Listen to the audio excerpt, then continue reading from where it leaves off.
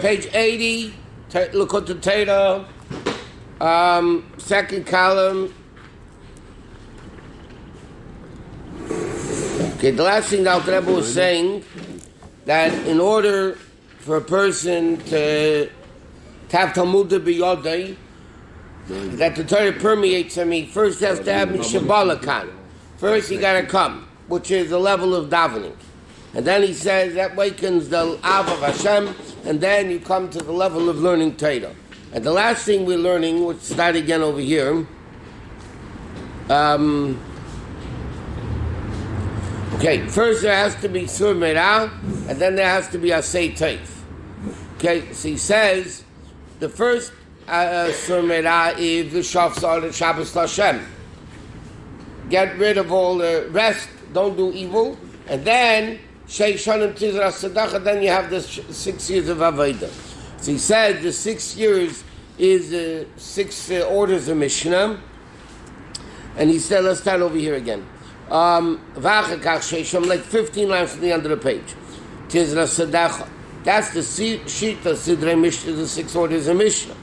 Tizra, to plant in Eretz Yonah, which is called Sadeh, or Chakal Tapuch and Kadishin, of the holy apple orchard, which is Dvar Hashem. It's like the Moshe of the Ziyah. Okay, then he said, so Shei Shanim Tizra Sadecha, that's the level of Mishnah.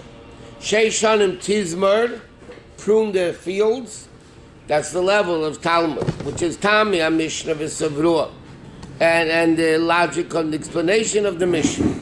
So he said, let's start like 8 lines from the bottom of the page now. In the level of a vineyard, you need to prune the field. It's to cut off the thorns. That destroy the vineyard. Sometimes you can have a vineyard, you have too many thorns, so the thorns actually destroy the vineyard.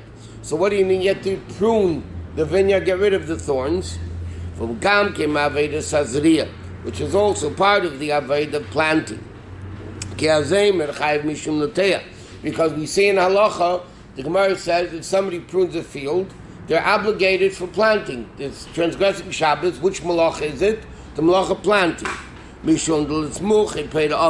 Because pruning is needed for the fruit to grow. The same thing of learning Maamarim, which is bearded Halacha, which is refining the halacha shemavared echayasal Gemara. Because what does Gemara learn? To go do explains the original thought of the Gemara and then of the Mishnah, and then it explains the reasons of the Mishnah. That's all pruning the field.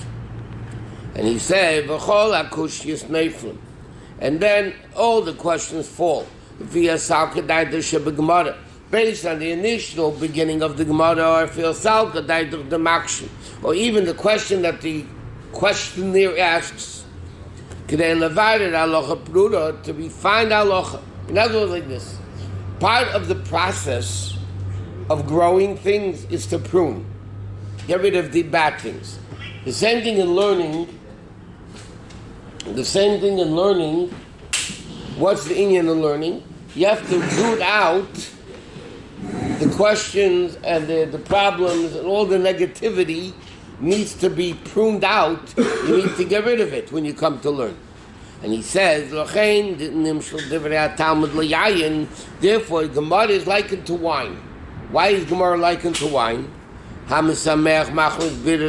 Because Gemara refines and explains what the halacha of the Mishnah is. And that's like the concept of pruning the field, pruning the Mishnah, to get to the ultimate meaning and definition of the Mishnah. But the Mishnah, on the other hand, is the level of lechem. Like it says, lechem levav enish yisod. Yisod, that bread makes a person full. Meaning like this. So Alter Rebbe is explaining that the level of Mishnah and Gemara is the difference between bread and wine. And he says, by bread you have the concept of planting, like he spoke at great length before. You have to have the bittul, and then the kneading, and then the grinding, and the baking, and all that. The other order, tizmar karmecha. Tizmar means the pruning of the vineyard. Now the difference between wheat and wine, wheat is called necessities of life, Lechem levav enish yesod. And wine is considered the luxuries of wine. So he said that's why Gemara is called wine. Tizma is called yayin. Why? Because what is the beauty of the Gemara and what is the enjoyment of the Gemara? That you refine the halacha to know what the halacha is. The Mishnah many times is unclear. So you have to root out the different opinions and the questions and the answers and all that until you come to the answer. In Eksiv, it says in the Pasuk, Yayin yisamach levav enesh, wine makes a person happy. Uksiv gabe yayin hamesamech elokim v'anoshim. And yet another Pasuk says it makes God happy and people. So he says, there are different levels of wine. When a person understands Gemara in a physical sense, and you're not able to remove the garments of it. That understand Torah properly. Haskola Salukus Mamish, that's called Hamayayin Hamasamach Levav Enish. Okay, meaning like this: when you understand it from your human perspective, so yeah, it's enjoyment, but it's only making you happy. There has to be a deeper level of making God happy. What does that mean? When a person enjoys godliness, in other words, like you said before, when you learn Torah, you can learn Torah as the enjoyment of a secular book. You can have a course in university called Talmud. Talmud is like you have math and science. You have a course called Talmud. So what then Talmud is just a intellectual exercise, which happens to be a brilliant book, in law, basically. That's what it is.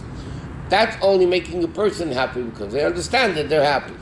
That there's a much deeper level of making Yayin Mesamach Elokim. That's when you have enjoyment of Elokus of Torah. Not of the understand, not of the seichel of Torah, not the logic of Torah, but the godliness of Torah. Like he says,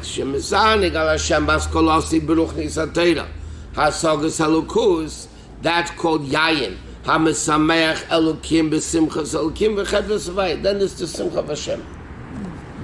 What the Alter Rebbe is saying over here, we mentioned many times, some Chassidus writes in Shesh Mitzvot Tefillah, that one of the things when you start learning Chassidus or Kabbalah, whatever it is, you have to be, he uses the expression, Lahafshit advarim migashmiyusam. You have to remove the concepts and the physicality of it. You know, you learn Chassidus, you learn about Gan Eden, so you think up there and this, and it's a room, and you can't understand it that way. You need to remove the physical aspects from the spirituality, which is a very big job, he says. So he says, when a person learns Gemara and they understand it themselves, that's called Yayin, that makes you happy. But when you learn it in the elukus of Torah, the godliness of Torah, then it's a whole different story. There's a famous story with the Tzemach Tzedek, a whole ma'aseh, where a person became mentally disabled and he couldn't give a get, and they were trying to get a heter for it. Anyway, nobody was able to find the heter because the guy went bananas. So he finally came out of that was it, sent him to the Tzemach Tzedek. And he said, do me a favor, if the Tzemach Tzedek permits it, to give a get, and then tell him to write me a response. I would like to see what he writes. He goes to Tzemach Tzedek called in the guys, the family, and he says to the guy, can you do me a favor and go to the store and buy me something? He said, what do you think, I'm crazy? Of course I could do it. So he gave him a ruble, whatever it was. He gave him a ruble and he told him, go to the store and bring me back change. So the guy went to the store, he bought something, and he went through the window, and the whole story. But the bottom line is he came back and he brought Tzemach Tzedek change. So Tzemach Tzedek said, okay, we're writing the get right now. Called the sefer, they wrote the get. And the guy was about to leave, and he remembered that the Tzemach Tzedek, he wanted the response for the Tzemach Tzedek. So he said, came to Tzemach Tzedek, said, the Rav that sent me wants a response, so I can wait a few days if you want. Tzemach Tzedek said, no, give me a piece of paper. He wrote, Isa bi Yerushalmi, says in Yerushalmi, and he quoted the source, that a shaita yedei lefaret, that a shaita knows how to give change, ain't a shaita. He's not a shaita. So it's in Yerushalmi, that if you know how to give change, you're not a shaita. So he's not a shaita, I gave a get. So he went back to the Rav with that one-liner. So the Rav He said, you know how many times I learned that Yerushalmi? He's a big scholar. He said, you know how many times I learned the Yerushalmi? But when you learn Torah, Lishma, when you learn Torah godliness, you see things completely different. You see a whole different story with this. And that's what he said, when you see the lukus of Torah, then the wine, the Torah, is making not only you happy, but the Mesamech Elokim Vanoshim, because the enjoyment is in Elokus. Rabbi, is that considered Lishma when you're enjoying the godliness, or are you supposed to do it without enjoying it at all? Well, the ultimate level of Shema is you're not even enjoying it for the godliness. You're doing it because this is what Hashem wants, period. Now, the Rebbe said about the Neder Yehuda, they say the Neder Yehuda was a very big misnagid. Nebuch, his grandkids became Chassidim. But the Neder Yehuda, they say his neshama came down into the world to fight the Baal Shem Tov. It was the Neder Yehuda accepted university. He was very, very great. But his neshama, but the Rebbe said about him that he learned Torah on the highest level of Lishma. He learned Torah on the highest level of Lishma. Okay, so then it said, that the Yidden are the vineyard of Hashem, and therefore so every Jew is a vineyard. Now what's the meaning of a vineyard? Pruning the fruit and getting rid of the junk. You know, there were Chassidim that said, why weren't they into worldly things at all? They didn't like any pleasures of world. They said because they wanted to be able to understand Chassidus. He said, how can you understand godliness when you're fakrept with all worldly temptations and pleasures? So they worked on themselves just to understand Chassidus better. Every Jew has to work with himself on Aveda Sakerim in the Aveda of a vineyard. Likkutei Torah to get rid of the thorns, meaning the midas nafshi is the human midas. Sheba Adam habas min nafshi achinas that comes to nefesh habamas. Right? You have surmeira and you have aseitek. So he says, what's this union of the vineyard? Pruning is removing the thorns, getting rid of the natural instinctive midas which are bad.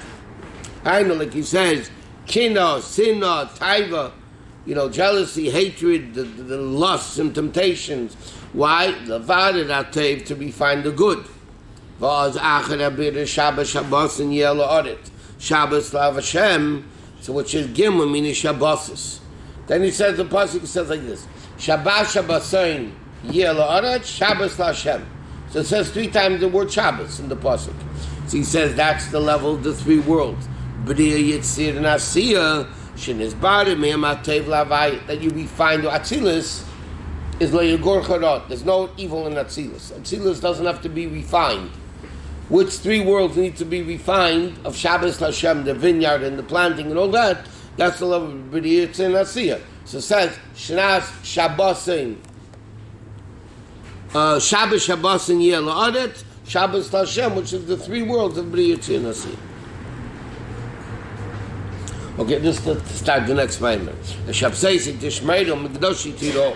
pasuk continues afterwards. You should keep my Shabbos and fear my Beis Hamikdash. Plural doesn't say keep my Shabbos as Shabbosi Tishmeru. Shabsei Sai.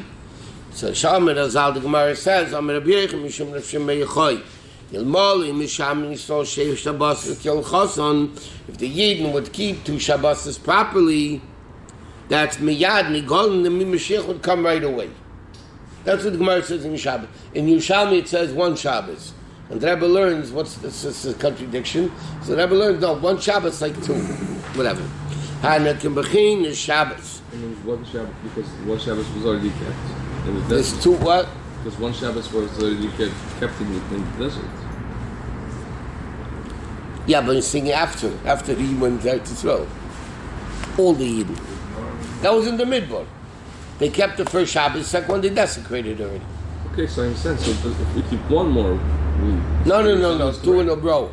Oh, 2 in a row? Yeah.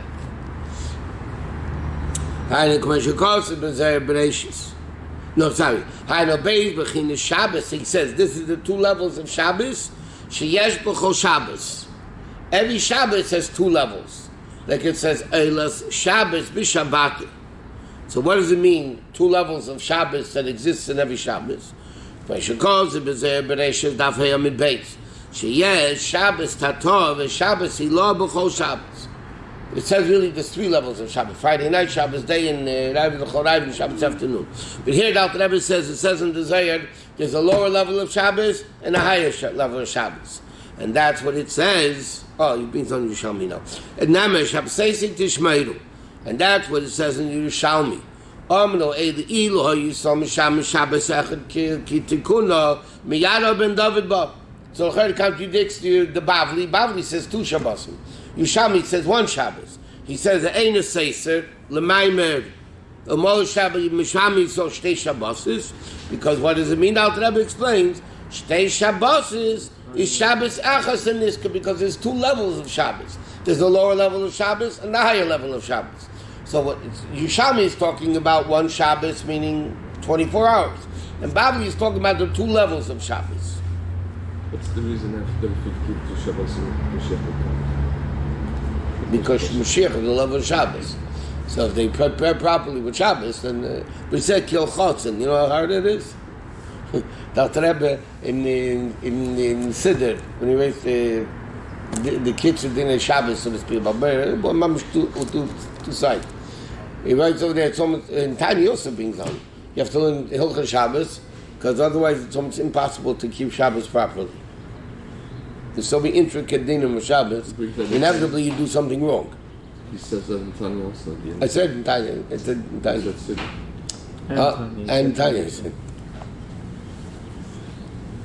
That's why when a guy is converting and they start keeping mitzvahs, so the din is the akum sheshavas chayiv misa. If a guy keeps Shabbos, he gets supposed to get killed. This guy's a goy. So how does he keep Shabbos? The answer is inevitably he's doing something wrong. Especially he didn't look. What does he learn already? What did he know already on Shabbos? There's no problem with him keeping Shabbos. Sometimes he told the guy to do dafka something wrong on Shabbos. I mean, the ger to do something wrong on Shabbos. Once you said if he puts on tzitzis, then since he's not climbing tzitzis, then it's carrying. The question is Rosh Hashanah, not Rosh Hashanah. The question is Rosh Hashanah, not Rosh Hashanah. If it's not Rosh Hashanah, it's only with Rabbanan, it's not with the Torah. Okay, so he says, that to understand what are the two levels of Shabbos, you need first to understand the first level of Shabbos, what Shabbos Bechal is all about. The Shabbos, okay? Shabbos, basically, the earth, the world becomes elevated. And all the Torah, Maisim Tevim, of the weekday, they become elevated in the Shell, like the Rabbi used to say by Fabrens. Vayichulu Hashemayim v'aretz v'chol tzvam. Vayichul doesn't only mean finish. Vayichul is kiloyin, the longing. The whole world, Misha Tarav Shabbos Yechol B'Shabbos means you prepare during the week. So Shabbos elevates the whole Aveda of the weekday. Whatever you did in Aveda of the weekday becomes elevated on Shabbos. And he says, Amnam Leishem is Kalam B'Shabbos Mamish. Okay? It doesn't mean the mamish become one with Shabbos. You can't have writing and the driving and all that elevated on Shabbos, because Shabbos is not connected to these things. Every day there's a level of Shabbos. What's the level of Shabbos? Like it says, Zachar Sima Shabbos, which is, by the way, a mitzvah, and the Gemara says every day there's a mitzvah to remember Shabbos, which the Ramban writes is one of the reasons when we daven we say Yom Rishon b'Shabbos, Yom Sheni b'Shabbos, because you should say really Yom Rishon b'Shavua, Yom Sheni b'Shavua. Why do you say every day Shabbos? Because you mention Shabbos every day. What's the level of Shabbos daily? That's the level of Tefillah. Shabbat nechlol va'elam ma'asim tevim, etar ma'asim tevim shel kol hayom. So davening is the Shabbos. The daily Shabbos is the time when you're davening. So therefore, just like Shabbos elevates all the weekday, davening that you do during the week elevates all the Torah Ma'asim Tevim that you did during the day. Tefillah is called Eilas Tamid. Hashem Aliyah Sa'ilim is why is called davening is called Eilas Tamid, a carbon Eilah, right? that become elevated higher and higher when bisman tefillah. Kamei Shabbat, Shosek Shabbos is called Eila Shabbos b'Shabbatei. Why is it called Eila Shabbos? The Eila of Shabbos, because Shabbos becomes elevated. Because V'aliyah is Eila Mishab Shabbos. And then, at Tefillah shall call Yemei Achol. All the week they daven it. Im kol atayra ma'asim tevin shenichlu behem nichlol m'Shabbos mamish. So not more like this. You have the daily Shabbos, where the Aved of that day was elevated, and then you come Shabbos, that all the tefillahs of the week are elevated on Shabbos. Shabbos elevates the rest of the week. So you have the daily Shabbos, and then you have the weekly Shabbos. Tzarich lahavin, we need to understand, what does it mean, inyan aliyas, elu, what does it mean, the world is elevated, l'chayra malich ha'aretz kvedei. And it says, Hashem elokim b'shamayim mimav ha'aretz mitachas. Ein oid. You say ain't I'm adding the field. So what does it mean? So l'chayra, what do you mean the world becomes elevated? The world becomes more holy. Hashem's all over the place. And like it says in the Zayar, there's no place free from Hashem. They tell the story with the Sfas Emes, one of the Gerrer Rebbes, when he was a little kid. A guy came to him and flipped him a coin and said, I'll give you this coin if you tell me where God is. So he flipped it back and said, I'll give you 2 if you tell me where he isn't. So what does it mean the world's become elevated to a higher level of Kedusha? Hashem's Malach Ha'aretz Kvedei. You skipped the 2 lines from Cain. And also it says, okay? So if Hashem's all over, what does it mean that the world becomes elevated on Shabbos? So he said, the Yov and Haggadim, Inyan Yeridas HaNeshama B'guf B'Elamazeh, She say Yerid that say the Chaliyah. The Neshama coming into the body is a descent for the sake of elevation. V'Hine Yadua Gam Kei V'Miridasa Hem Gavoya Me'i B'Madregas. Neshama is a super high before it comes into the body, like it says, Olu B'Machshav. Mashen Ke Malachim HaKol Duroch Pi, if it comes from the speech of Hashem, and Neshama is Chelek Halakam Mimal. So l'chayra, what does it mean that the Neshama comes down to go up? How can you go up when you come from a super great place anyway? You're all the way up there anyway. You're part of Hashem. So you come down to go back up. How do you go back up? The words and letters that a person speaks. Compared to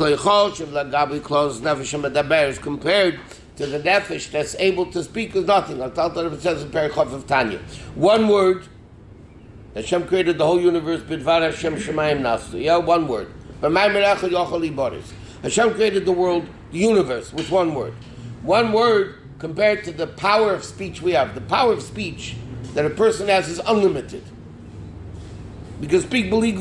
The only problem is, like we learned, we live 120 years. 120 years is X amount of seconds, and it takes a second to say a word. So, realistically speaking, we can only speak a limited amount of words. But the ability, the power of speech is unlimited.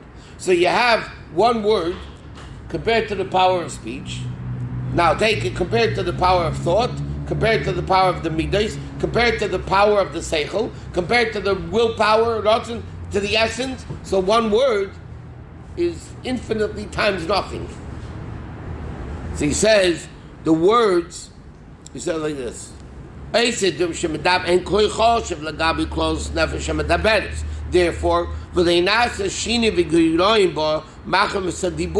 so therefore the Neshama doesn't become weaker because you said something.